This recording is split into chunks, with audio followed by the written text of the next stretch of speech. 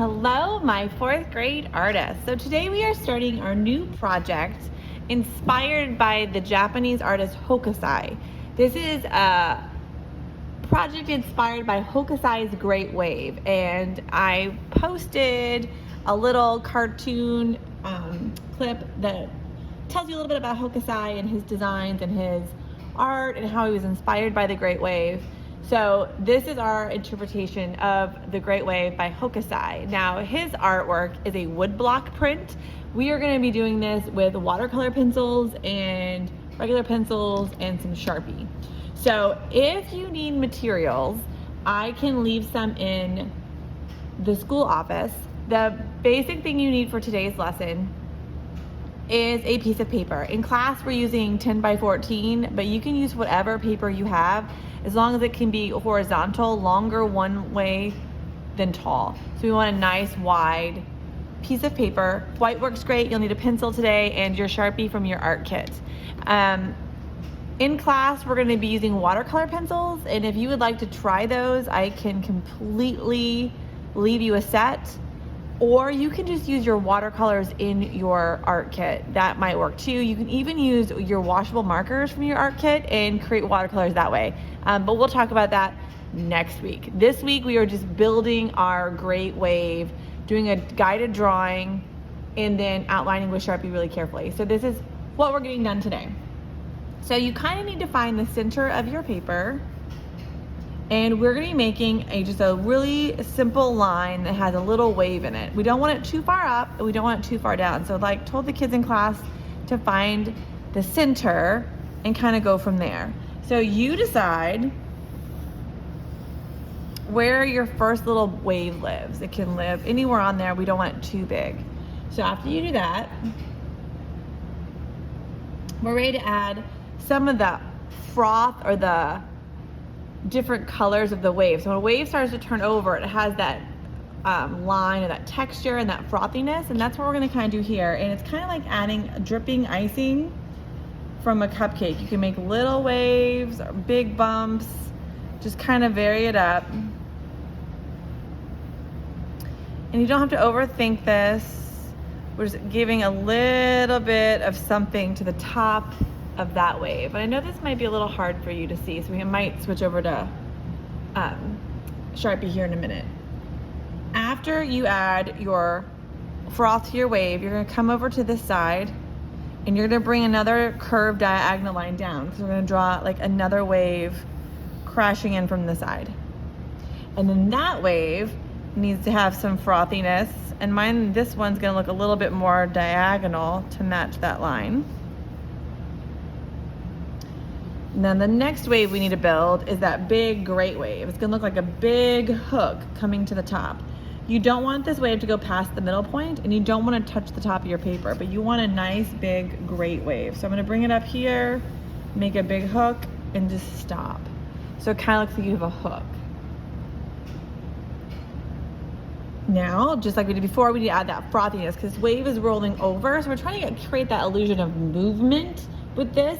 So we are going to just start adding some design, and I will attach the picture of the Great Wave. So if you want to look at Hokusai's work for inspiration, you can do that too. But right now we're just kind of making a wavy line, and it can come out however you want and take it off the page. So again, it kind of looks like there's frosting on your cupcake. So then we need to give this wave a little bit more curve, and we're going to have this wave start underneath here, curve out, touch that wave almost brilliantly, and then come back up off your paper. So you're kind of doing a S curve this way. And then, of course, again, we don't need to add it here, but anywhere that that water touches, we want to add some of that frothy frosting in different sizes. Some classes did more zigzag lines or more curves. It's up to you. You're the artist here. So then the next thing we have to do is we have our waves built. We need to add that illusion of movement, and we're going to use line to show movement. So I'm going to start on my first wave, and I want to use curved diagonal lines. If you use really straight lines, it kind of gives a illusion not as viable, or the buy-in from the viewer. So you want to kind of curve a line at a diagonal. And I start in the middle, and then now I can build those lines out. So I want to keep them kind of spaced apart, at least a finger's width. You can make them a little closer. The main thing is you want these to all kind of curve, and they'll get shorter, go underneath your water. And then we'll do that on the other side. We're just gonna add that curve, because that curve gives that illusion of movement, and that's really what we're going for. Movement is one of our principles of design and art. Line is one of our elements. So we're using an element of art and a principle of design to create movement. All right, once we have these lines on it, we are gonna add a little shading with our pencil without really shading, if that makes sense. Something called hatching is when you take straight lines and put them really close together to give the illusion of a darker area or a shadow. So we're gonna use some hatch lines right underneath our wave to create the illusion that it's darker or it's turning over. So have those lines kind of follow the curve, and they can be long or short, close together or far apart. It's up to you. You're just gonna create those hatch lines that, see, they kind of follow that wave. We don't want them to be going a different direction. They can be close together or far apart. It's really your choice. I'm gonna only do half of mine because you don't need to watch me do all these hatch lines, but see how I'm kind of making, I can even turn my paper to make it go a different direction. Use whatever's easier for you. So you can always add more later, but you want those lines to kind of follow that curve. So I'm almost done. We're adding those hatch lines. Some can be longer than others. It's really up to you. You want them kind of tight together. Otherwise, they don't give that illusion of shadow. It just looks like you put random lines there. And some can be shorter or longer, and you can really see the detail work and how this will create the illusion of shadow when we get to Sharpie in a little bit. So we have our hatch marks in our wave. So now we need to add the wave lines up here on our big great wave. So again, I want you to follow that curve. So we want some curved angle lines, and just start at the top and curve it down. When you meet another line, you need to stop. So this gives that illusion that the wave's coming up and it's gonna crash over. That's what we're hoping for. So your lines up here can be closer together, far apart. It just depends on what happens. All right, so we have those. And then once again, you're gonna go through and add hash marks underneath each one. And these you kind of want to pull down so they kind of follow that line a little bit, because we want the hash marks to be believable. So just try your best to get under all those little wavy things. I'm gonna go faster, but you could definitely take your time and make it look as neat as possible. Their hash marks are a little tedious, but they end up making a really cool illusion once we start inking this. So, one thing we added, we noticed in Hokusai's great wave, there's like little bubbles or air bubbles in his wave. And so some friends really wanted to put those in, and some thought that would look weird.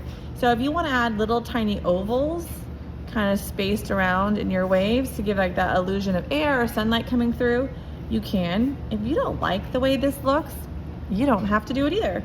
It's up to you. This is a personal choice right here. The next thing we want to do is this wave over here. We want to add some lines going this way too. So this wave kind of goes this direction. So I'm going to just start by putting a line in here, and you kind of want to curve it a little, because again, we don't want super straight lines. I'm going to put these a little bit closer together because this is a smaller wave. If your lines are a little bumpy like Mrs. Cole's, that's okay too. And you're just gonna keep bringing those out until you're done. Now these waves, I didn't have the kids put the hash marks on them because it's supposed to be like a smaller wave coming in. It's up to you if you want to. If you want to add the hash marks, you can, but I didn't require that in class. So the main thing about the Great Wave, it's actually not called the Great Wave. It's a study on Mount Fuji and different waves around Mount Fuji. So we need to add Mount Fuji to our pictures, and Mount Fuji is a pretty famous mountain. So we have this really big wave, and that's in our foreground, so we want that to be really big. So we don't want a huge mountain, we want just a small mountain in the background. So think of an upside down triangle with a soft top, and decide where your mountain lives. Mine's gonna live right here. And then add a little snow on the peak if you want to. Kind of looks like a volcano, some of my friends said, but that's your Mount Fuji. And now we're ready to add the sun. So we're gonna do our big talk about cool and warm colors next week when we paint this. But for now you need to figure out, where do you want your sun? Because we're gonna add a sun. You decide how big or small your sun is. You can put it off to the side like I did. You can put it in the middle. You can even have it come over here, but here's the trick.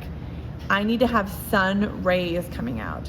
So I need you to draw rays of light coming out of that sun, and if it comes to your wave, you gotta stop. So we're gonna just kind of keep going this way. Once you hit that water, stop. So we have our sun and our sun's rays, because we're gonna do a contrast of warm and cool colors. So that's really it. This is how we are drawing our Great Wave inspiration. So now the next step is the most tedious step, according to your classmates, is we have to outline every pencil line with Sharpie. If you don't have a skinny Sharpie in your kit, you could use, you could try to use that fat one, but it's really not easy. So if you can try and find a super skinny permanent marker, it doesn't have to be a Sharpie.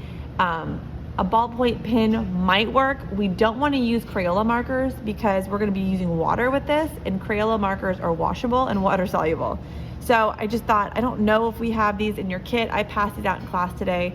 You want a super skinny permanent black ink pen. A flare pen would work, or a Sharpie. If you don't have one and you need one, let me know.